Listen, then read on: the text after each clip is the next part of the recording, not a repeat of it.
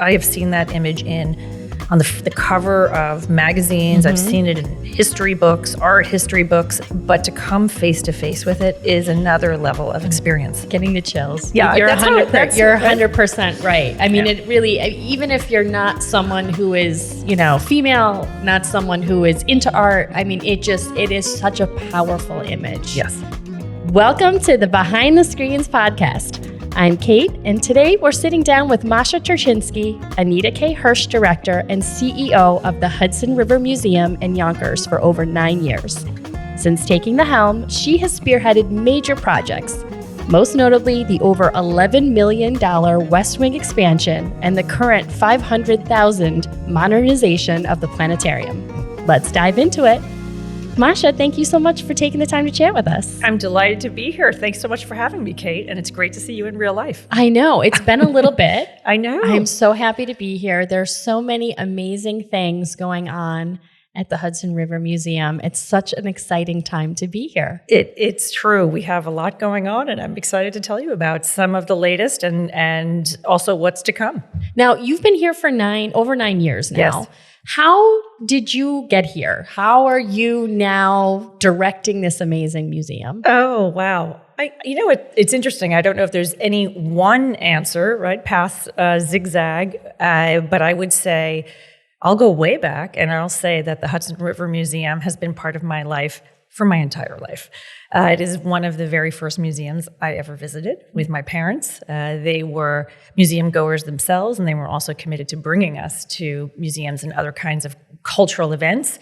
And so I would go to the Metropolitan Museum, Museum of Natural History, and the Hudson River Museum. So I can dial it way back to that moment. And I would say I've been going to museums my entire life, but I can pinpoint a moment in time where I had a pivotal experience that made me start to think about museums in a more professional manner, thinking about it as a path. Because I had gone to museums in high school, college, et cetera, and with friends or with family, on field trips, things like that. But when I graduated from college, I moved to Spain, sight unseen. Really 2 suitcases and no apartment, no job, very and bold no of friends. You. Very bold of you. and I, if I were looking back on my life, I might even question that. What was I thinking then? But it all worked out. And one thing that did take place was when you go somewhere and you really have no underpinnings, no connection. There's no friend waiting for you at a cafe or in a museum. What you start to do is you say to yourself, well, I'm going to go places by myself, and I'm going to make this place my home. And so I did that. I went to museums. I went to the Prado and the Reina Sofia, for example. And it occurred to me one day that you can go to museums on your own and you completely fit in, and it really gives you a sense of place and a sense of belonging in a way that I think is unique among institutions. I really love that. I am forever grateful for them. I think about museums as wonderful, beacons or an anchor for people. So I love when people come to the museum with friends and family. But it's just as great to come by yourself and take it at your own pace and realize that you belong there as much as anybody else. That's really beautiful. So that really beautiful. Thank you. So that was a pivotal moment in my career, and it made me start to think about it. I won't say it was immediate, but I did come back and have a different sense of a career path. And I wasn't sure quite how to do that. But I did ultimately go to work at the Metropolitan Museum of Art, where I spent nearly 20 years of my career working in a number of capacities. I worked in education. I was a digital media producer and director. I worked a lot on public-facing media and getting to really understand the collection and making a very expansive institution more personal and intimate for visitors. After 20 years at the Metropolitan Museum, I reached a point where, and working in various departments, including working as a delegate to the Board of Trustees at the Met, which was an education in and of itself, I came to the realization that I was now more deeply interested in understanding a cultural organization more holistically, less from simply a department purview and more understanding the entire workings of an organization. And so when this opportunity came up, it was an incredible full circle moment, and also a place that I feel deeply about. I feel very passionately about the fact that Westchester deserves very high quality organizations and cultural experiences. And you should not need to get on a train or drive to New York City to experience some of the best in art, science, and history. Agreed. And you came on as CEO. Yeah. And just this year, a new title has been added. Correct. Can you tell us a little bit about that? Yes. Oh, this is a very special moment because it is associated with a very special person.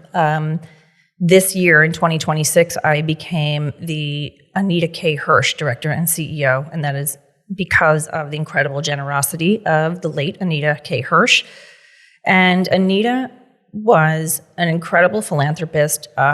She was raised in Mount Vernon, a child of Holocaust survivors. She spent her whole life thinking about culture and access. And so when we learned that we would be getting this very generous gift, I could not have been more proud to have her name associated with not only the role of director and CEO, but with the spirit of access. And one aspect that I am especially excited about is that her generosity has made possible, as of February 1st of this year, and for the next 5 years, that all high school students in Westchester County can now come to the museum for free on Saturdays and Sundays to experience our exhibitions and our programs and our studio workshops. And that's so that young people don't have to make a conscious decision about, can I afford to come to the museum? Or can a few of us afford to come? Do I have to leave a friend behind? Now, we didn't want anyone to have to make that decision, and really we want the museum to be for them to pop by, to spend time, to meet people. And so I think that at the museum, we are all very excited about that. That's incredible.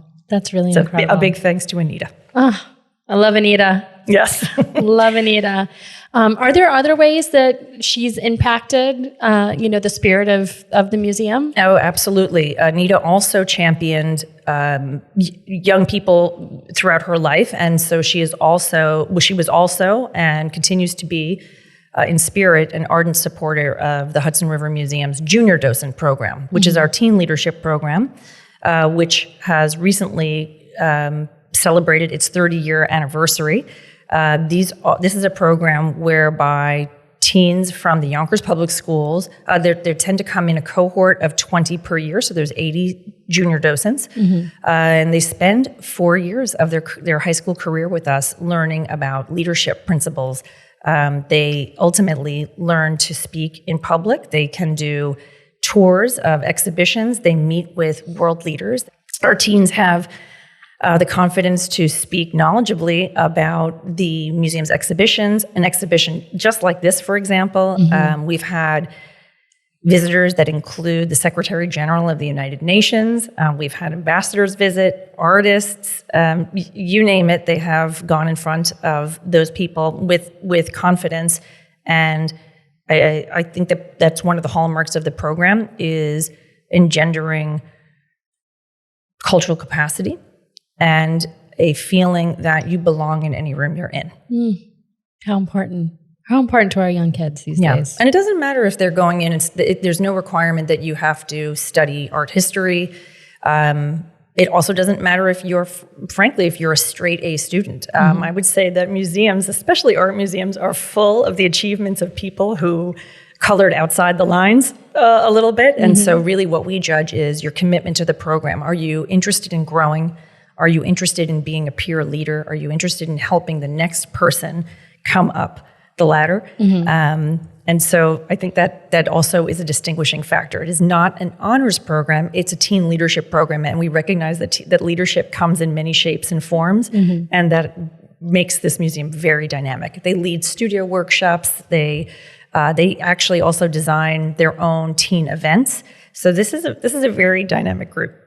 And for people who are not familiar, perhaps, with Hudson River Museum's identity, What would you tell them? How would you kind of introduce them to this beautiful space? Well, what I love about the Hudson River Museum, aside from its epic location, I will say that being along the banks of the historic Hudson is a privilege that none of us who are here, who work here at the museum, take for granted. You can look outside and say, this is a really wonderful place to be. I would also say what's very special about the Hudson River Museum is that we are a multidisciplinary museum. So we're the largest museum in Westchester County, and we are focused on 3 facets in particular: American art, science, and history. And so our mission is to inspire, engage, and connect diverse audiences through the power of the arts, sciences, and history. And so the exciting thing about that is that you don't have to silo that. You don't have to think about art in its own siloed context. You can think about the intersection of art and history, the intersection of science and art, the intersection of all 3 together. And so we're the only museum in this region that does that. I love that. And I would love to take the time right now to kind of talk about that right now as we look at this beautiful space, the room that we're in. It does feel very much like that cross-section. Can you tell us a little bit about what is in this space? I would love to. So right now we are in the museum's Community and Partnership Gallery, and we are in a fantastic exhibition called Throwing Shade. And this is all about extreme heat in the city of Yonkers. And it's also part of a wonderful collaboration that we did with another nonprofit partner, Groundwork Hudson Valley, which is located along the river here in Westchester as well. And it was done with the support of Con Edison. And so we were thinking about the environment, the impact on the environment on communities in their daily lives, and also in the greater context of how the environment impacts building community, it impacts resilience, it impacts how people experience time outside. There are heat islands that experience extreme heat in the city of Yonkers, and actually right behind me is a really interesting map where you can see urban heat islands in the city. And so very dense urban areas are considered heat islands when there is concrete and asphalt or just high population density that doesn't allow for appropriate cooling or shade. And sometimes you can't plant trees because the infrastructure of that neighborhood or part of the city makes it so that there are utility poles above, or maybe there's something that's obstructing you below the sidewalk. And so this whole project was about bringing community members in to talk about how does heat impact your life, and also if you were to make a recommendation about a way that we could shade, or we meaning collectively, this partnership could propose solutions for shade in communities, what would it look like?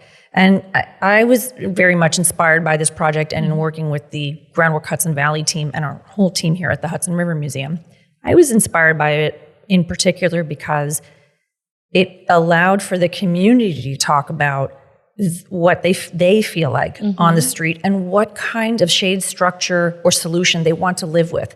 So it's not like designers from another continent were contracted to just send something over sight unseen and say, this is what we think you should have, and you should just live with it. So different focus groups all came together, all different ages, young people, people who have lived in communities for a long time, some who have just moved to the community, are here to talk about solutions that they think would make their lives better.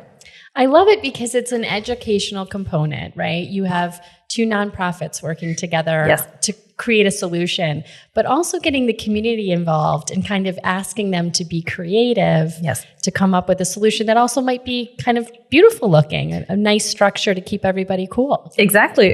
And I have to give a shout out to the teens in the Yonkers Public Schools who were part of the focus groups. They gave us so much interesting feedback and content, and it's because they know what it feels like to walk on a street or wait on a street for a bus, or to watch their parents wait for a younger sibling and see them experience and sometimes suffer in very hot weather. You know, in urban heat islands, the temperature can be about 10 degrees hotter than the areas here that are not red. And so people are experiencing the city in very different ways at the same time. So interesting. So interesting. What a fun project. How does something like this come about? Well, in this case, it was an opportunity to submit for a grant. And so the Hudson River Museum and Groundwork decided to work together because there's a lot of, well, I would say nowadays, a lot of us are thinking about less about how can I do this all by myself. There's such competition for funding, from limited pools. And so it's very easy for a nonprofit to maybe think about, I'm going to try this. I want to do it all by myself. I want this funding from my institution. Mm-hmm. But more and more, I would say that people who are interested in helping institutions find solutions are eager to see the partnership. And I think the great part is that we complement each other. In the case of Groundwork, they have knowledge. For example, they've done really impactful climate studies that the Hudson River Museum cannot do. And at the same time, they came to us and said, we have all these climate studies that might be in a big, thick white paper that the general public cannot digest. And so how do you synthesize all of this information into an exhibition? And we're experts at that. So working together is a really great way to take an idea forward and showcase the strengths of two organizations. Is that a national trend, nonprofits teaming up to kind of collaborate on getting grants? Yeah. Or is that just Westchester? I would say it is a national trend, but I would say at the same time that Westchester does it in a way I think leads by example. I think there's a lot of spirit of collaboration and partnership in our county, and that sets it apart from other places where I think people really guard the resources in a very different way. I think many of us at different cultural organizations or other types of nonprofits are very willing to pick up the phone or text or something, but pick up the proverbial phone and say, I have an idea, I can't do it all by myself. Do you want to join forces? I love that collaboration. Yeah. I love that. I love that spirit about Westchester. It's a very special place. I agree. I want to toot a little bit on you, if you don't mind. Oh, okay. I know we're talking about, how amazing this, museum is and you have such wonderful people with generous spirits supporting the museum. I have been a Yonkers resident for a little over a decade. I have come here several times and have seen a lot happen here since you've kind of led the team. I know that the West Wing was complete 2 years ago. Yes. Tell us a little bit about that process and what, that renovation meant to the museum and how that brings in, ushers in the future of what's going on here. Oh, yeah, that's an exciting one. So we are seated within the West Wing. So the Community and Partnership Gallery is just one component of the West Wing, which also comprises beautiful state-of-the-art exhibition galleries and also a new theater and art storage. So this was a significant capital project. The project had been planned in some shape or form for a while as part of a master plan of the museum. However, when I first arrived, there was a particular plan for the institution, and I'm very happy to say that when I came, I was able to make adjustments. It did involve additional fundraising. I'll tell you that. It always does, right? It always does. But it really, I was very pleased to have the opportunity to take a look at the beginnings of a project, which was already very interesting. What was already a very strong idea was creating dedicated exhibition spaces so that the museum could then use the existing galleries to showcase much more of the permanent collection. Because prior to the West Wing, the museum often had to make that decision of, okay, do we put out an exhibition or do we swap out the permanent collection? And so there was a lot of rotation and tension in trying to show everything at once. And so now we have dedicated exhibition spaces and we don't have to face those choices and we can show much more of the collection. And I would say that was the added benefit was now the public understands that our collection is much more vast, much broader than they understood previously.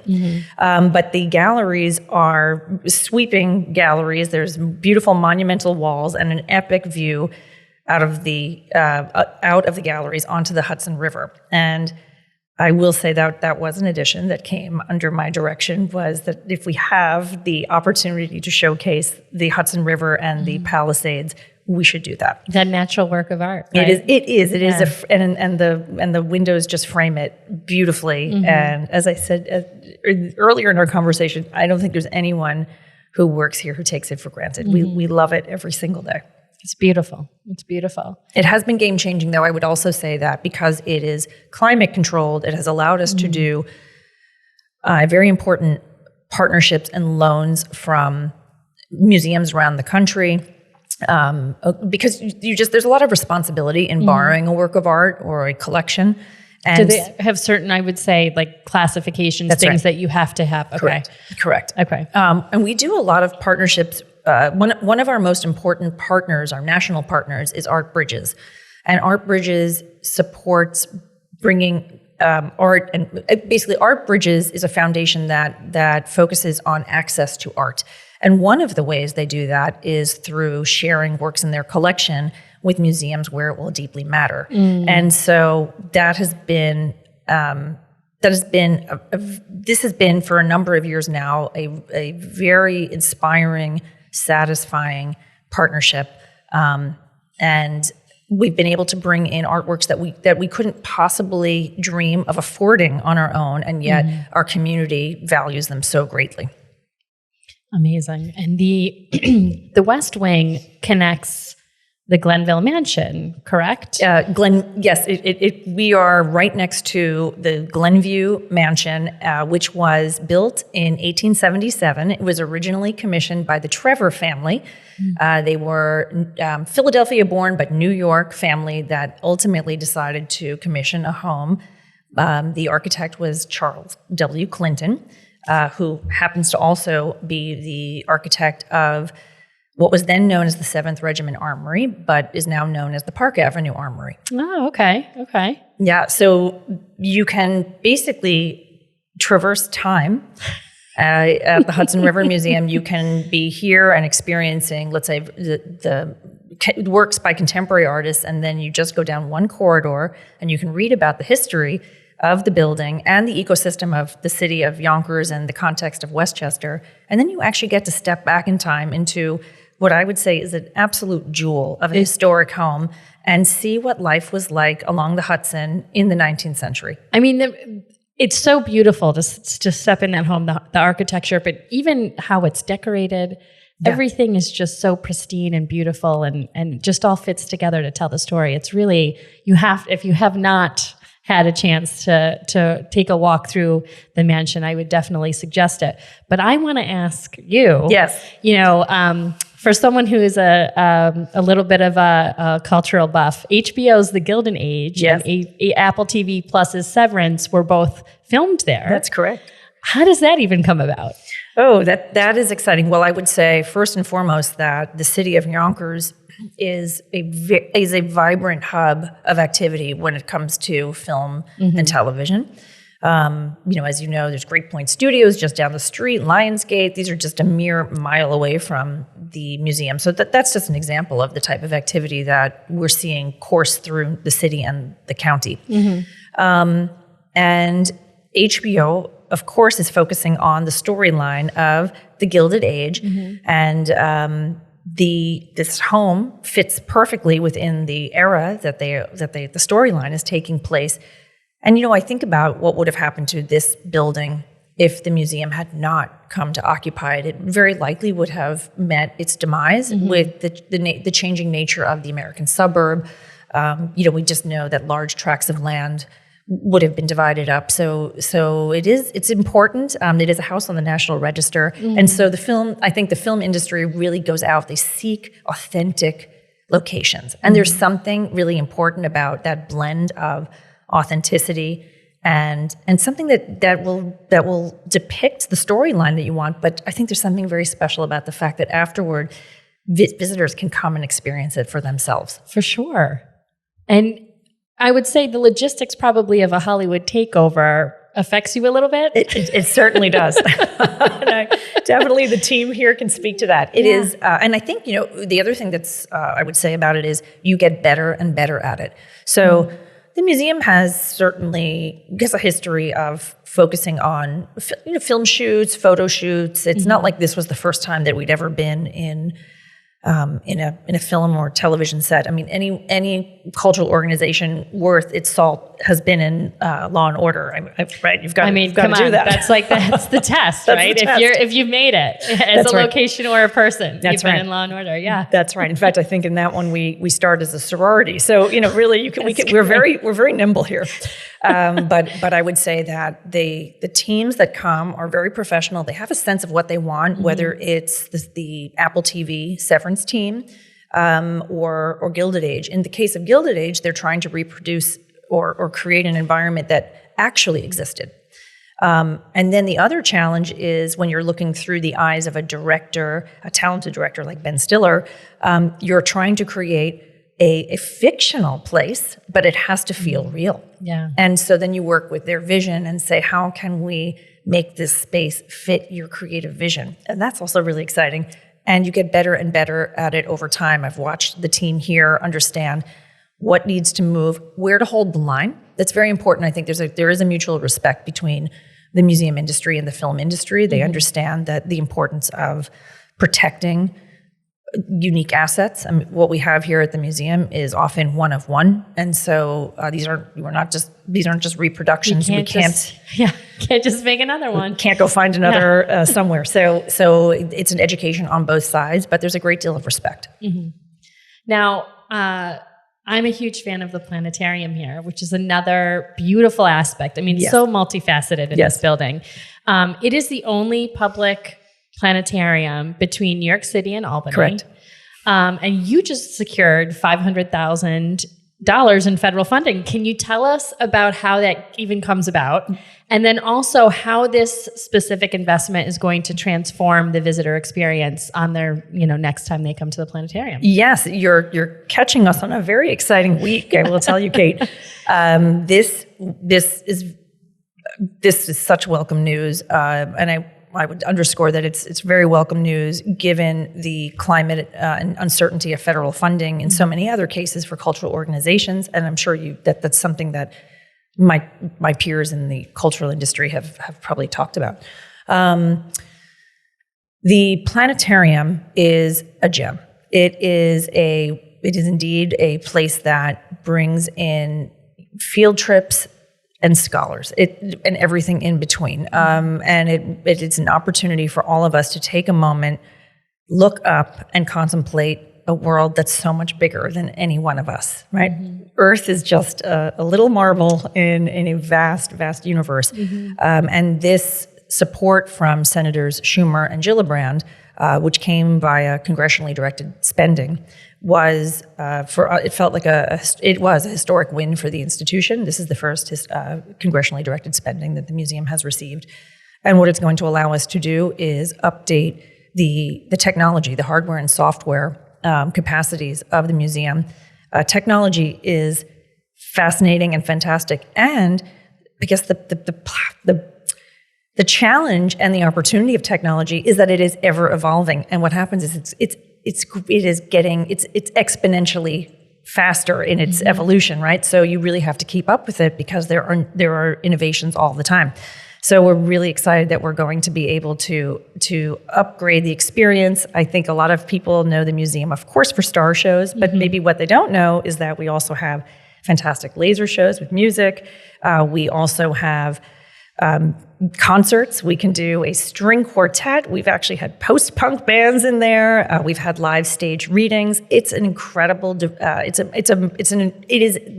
multidisciplinary aspect of the museum is in full force in our planetarium. We can even commission artists to do unique works on the dome.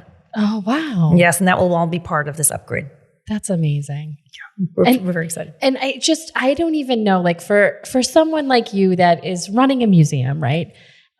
You're in the sciences, you're in the arts. Like, how are you staying on top of all of it? What's the next, thing that you're curating? What's the next technology for the planetarium? I mean, you're incredible. So, well, I always say, I don't do it alone. It's really important to surround yourself and build a team that has skills and interests, because you're really, at the end of the day, it would be impossible for me to know all of this. You cannot know every contemporary artist. You cannot know all scientific achievements. You cannot know all of American history or architectural history, but you can bring in people who are always updating their knowledge. I would say I personally follow it because I'm interested. I'm interested in the American art scene. I'm interested in artists who are thinking about the issues of our time and weaving those in, whether they are science and history based. They often are. Nothing is in isolation, right? So there are very important social questions, environmental questions, so societal questions that course through every facet of the museum, and then they illustrate themselves in different ways. So it is a job where you are never bored. It's just impossible to be bored, because somebody is creating something, discovering something, and then you're thinking, well, how can we now share this in our way here at the Hudson River Museum? And how do we take on the flip side, how do we take a local issue and bring that to light and share information on it so that it actually emanates even more broadly than here, and connect it to national and even global conversations? I don't even know how to follow that. You know what? Yeah, some days I don't either. I know we talked about, very curated experiences here, Yes. and always from your events to the exhibitions, Yes. it's just always a very thoughtful experience at the Hudson River Museum. You have this new exhibition that we very briefly got to kind of walk through together before we sat down and popped the mics on. Yes. Can you tell us a little bit about this new exhibition and how it came about to coming here to Yonkers? Yes, this is a very meaningful exhibition to me and to the whole team here. The exhibition that we're talking about right now is Modern Women, Modern Vision, Photographs from the Bank of America collection. This is a superb collection of photographs, nearly 100 photographs by 20th and 21st century American women photographers. And they are among the best photographs that American photography has to offer. And they're made by women who were often making work in this medium under serious societal constraint.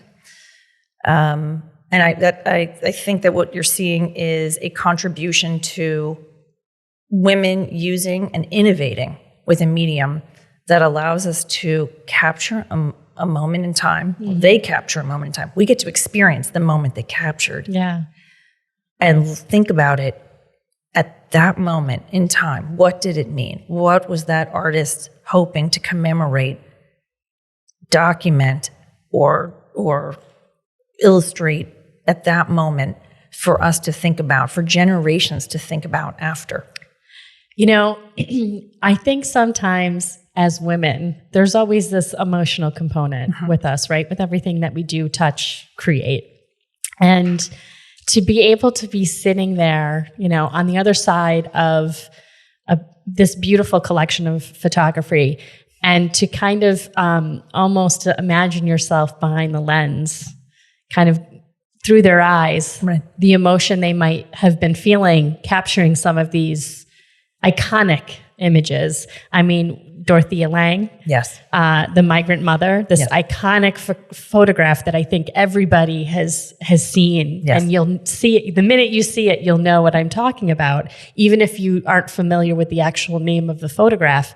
But just the absolute power that you can feel in that room is really tangible and incredible. It is, and I love that you used that example of Dorothea Lange. So she set out to document life in the United States. It was under the auspices of a program that was initiated under FDR to capture what life was really like during the Great Depression and the Dust Bowl. And so in this remarkable photograph, which some people refer to as the Mona Lisa of photographs, I almost want to turn it on its head and say that maybe migrant worker that the Mona Lisa is the migrant worker. migrant mother of painting. We could flip it around because that's how iconic it is. That image of this woman and her young children is, I would say, resonates more deeply today than ever. What you see on her face is a person who has concern, is that there are a lot of, you can just imagine the thoughts that are running through her head at a time of tremendous change, of challenge in the United States. And then Dorothea Lange had the presence of mind and the skill to capture it, to compose the image so powerfully in a way that when people come face to face with it, and you have that immediacy of looking at the object, I will say I have seen that image on the cover of magazines. I've seen it in history books, art history books, but to come face to face with it is another level of experience. Getting the chills. Yeah, you're that's 100% right. I mean, it really, even if you're not someone who is, female, not someone who is into art, I mean, it is such a powerful image. Yes. Yeah. I mean, that must feel incredible to have it in your house. It's yes, and I think we feel. It goes back to what I was saying earlier, that our county and our region deserve to have that level of quality.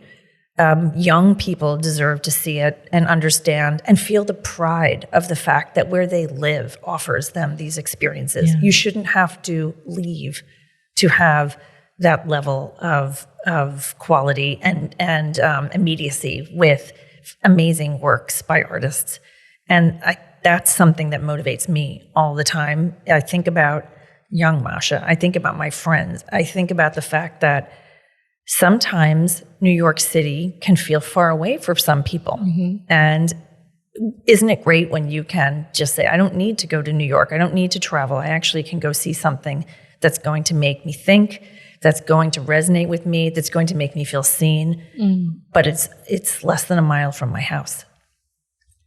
It's how grateful. For example, or across the county, it's just. But I think a lot of people feel pride. I think a city and a county that invest in arts and culture demonstrate to those who live in it that they understand that life is uplifted by the creative achievements of humanity, and it's really nice to be convening with them. Well, I'm grateful to live in a region where I can experience those things. I agree. But I'm also very grateful for your team that works hard every day to put those in our hands. Yes. I mean, they're incredibly talented. Yeah. One of the things I would say is that when you come to an exhibition at the museum, you really get to experience the program or the artwork or the historic home in a way that's very comfortable for you because someone else has given a lot of thought to its position in the gallery. How far away do you need to step? Can you sit? What's the label? What's the language of the label? If you're a label reader, not everybody is. Some people just like to take in the image, but other people really like to dig into the story. Can I learn about it a little bit before I come? If I really like it, can I follow up? Can I come back again and hear someone talk about it? Can I see someone dance near it? Can I hear a poet express something about it? We try to think of all of the different portals that we can use that are at our disposal to reach people. Because you're reaching people in different ways. Yes. You never know how it's going to speak. I think that one of the things that makes me proudest of everyone who works here is that you say, we really want to reach this group, or we want to make sure that it resonates in this way. And over, they meet the challenge or exceed it. They raise the bar. I love that. Now, between the planetarium's, scientific focus and this high caliber photography in modern women, modern vision, how do you curate a museum season that feels cohesive for a diverse audience? Yeah, and that's a great question, and it is complex. So we always have work in our permanent collection that is on view. So I'll start with that there is a baseline where we think to ourselves, well, we're here at the Hudson River Museum, and we're here along the Hudson. And so we do take pride in having beautiful landscapes, for example, and works that are from the Hudson River School or were inspired by them. And that actually allows me to just interject my own thinking, my own trail here, and say that the Hudson River Museum is a name of a place. We are named after the Hudson River, but it is not necessarily solely devoted to the Hudson River School of Painting. Just like the Brooklyn Museum or the Philadelphia Museum is not just about Brooklyn or Philadelphia, the Hudson River Museum is about American art. And so we always have work that is in our collection. Our collection is vast, so we try to make sure that we're rotating mediums, we're listening to topics that are resonating out in the world. So we have landscapes, we have photography, we have a wonderful costume collection, we have decorative arts, we have prints, we have drawings, sculpture. So we're always thinking of how do you organize and showcase and juxtapose new work. So that's one. So there's a lot of thinking. Our curators have to do a lot of thinking in and of itself, just in the main galleries. In the West Wing, what we try to do is think about unique experiences. Again, thinking about what's been going on, you do have to plan exhibitions often years in advance.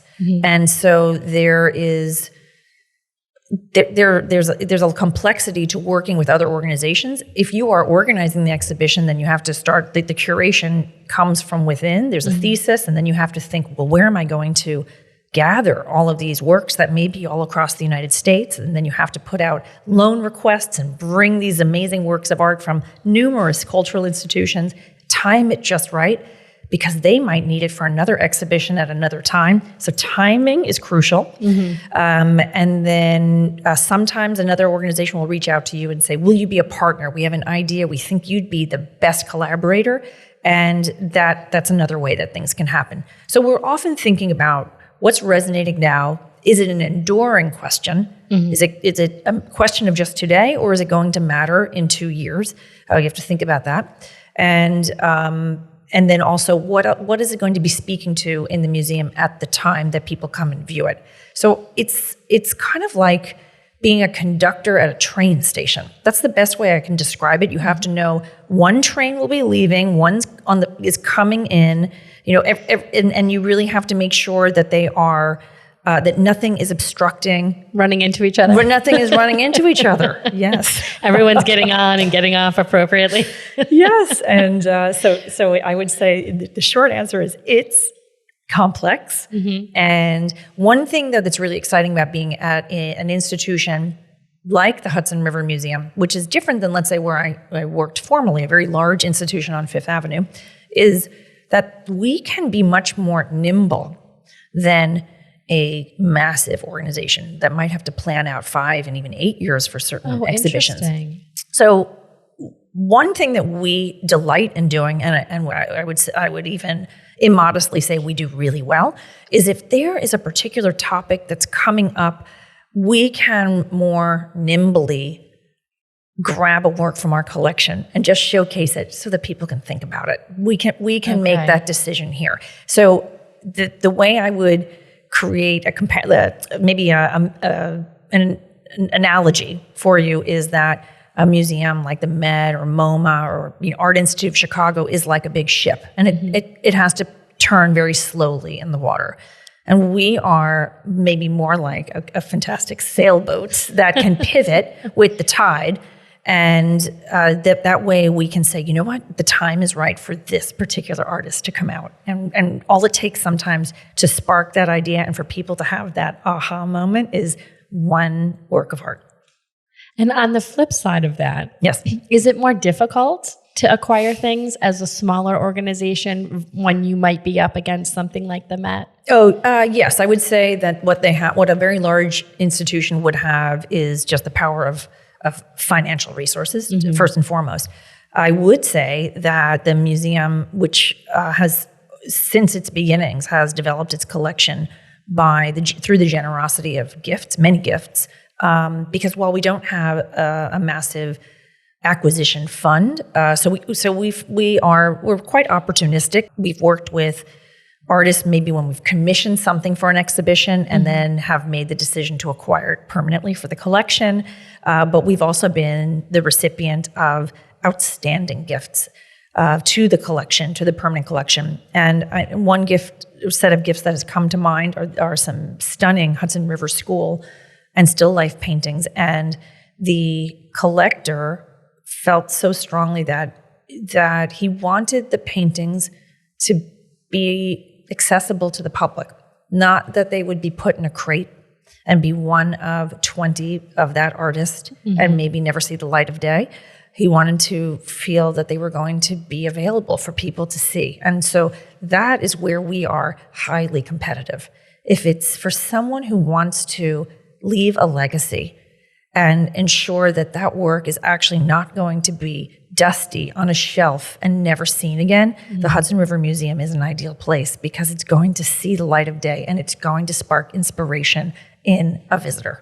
So we're talking about visiting. Tell me a little bit about Free First Fridays. Oh, that is one of the best initiatives at the Hudson River Museum. And I say that because it was in partnership with a fantastic foundation, the Art Bridges Foundation, and it was in response to the community's request of the museum. We went out and asked, what would it be what could the museum do that would allow you to experience us better? Yeah. And they said, if you could be open sometimes late on a Friday night, because people go to work and they want a place to go and have fun and have a date. And so thanks to our partnership with the Art Bridges Foundation, the museum is free on Friday nights, 5 to 8 p.m., and we're not just open, we are open with outstanding entertainment. There's always a great performance. There's always a hands-on art activity. And there's always a really fun social way to be in the institution, to be in the museum. Is it the first Friday of every month? First Friday of every month. You're going to see a great dance. You're going to hear a DJ. You're maybe going to have a drink or a snack with a friend. You're going to make a little art. You're going to be really glad that you took a chance and came out on a Friday night. And do you have any age requirements? If people want to bring their families, have the kids come? That's the great part is it's multi-generational. You can come by yourself. You don't have to worry. You're going to meet somebody. And if you come with friends, it's a really fun way to catch up. I would say much more deeply satisfying than just texting on a thread. Go out and see your friends in real life. Now I'm going to ask you a question that might be kind of difficult to answer. Okay. For an organization, an institution that is really reliant on generosity from the community, funding from the government, grants, if you could, none of those restraints in front of you, like you have access. Don't keep talking that way, Kate. I like this. We're just going to put it out there. What would be like your ultimate big picture goal, acquisition, exhibition? What would it be that would be like you are going to be so fulfilled and happy that this is here in Yonkers at the Hudson River Museum? Oh, wow. No constraints. It's a tough one. It's a tough question. It's a tough one. And you know what? What I can tell you, and I'm really pleased to say, is that in some cases, those dreams have actually come true with certain artists and acquisitions where we just marvel and we say, oh, we have this. We did this. That is such a tough question. Yeah. I'm going to think about that for a moment. I would say it's very hard to say one particular artist. I don't want to pick one artist, but I would say that if resources were no problem, what I would say is a goal is to continue to build a vibrant collection of American art that is truly representative of the American population. For a very long time, only men were allowed to study art formally, and so that disproportionately impacted the collecting habits of American art museums, which by and large have collections that are predominantly by male artists. About 85% of all art in all museums in America were made by men. So that only leaves, now you're already down to 15%. Only 1% of artwork in American art collections is made by women of color. So there's a lot of work to do to change those percentages, and I'm very committed to that work. So if you were going to ask me about my dream, it would be that. It would be to continue tirelessly to build a collection that is reflective of those who come here and enjoy it and will draw people in. Because one of the most important things that a museum can do is minimize the number of paces that you take in an institution before you feel seen. That's beautiful. Thank you so much for sharing that. Thank you for making me think about that. Now, if someone's incredibly inspired and wants to come see the latest exhibitions, wants to come chat with someone that works at the museum, how do we learn more? Okay, well, the great thing is that we are here and functioning just about every day of the week, but you can come and experience the museum and plan your visit by going to hrm.org for Hudson River Museum. And the great part is you can also just stop by, which is great. There's something to do or see every day that we are open.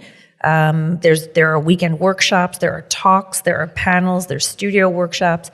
The opportunities are endless, whether you like music, whether you like science, whether you like dance. We are probably in the midst of preparing it so that you can experience the museum in a unique way. I love that. Thank you. Thank you so much for this opportunity to meet with you. It was so fun. It's great to see you in person. I know.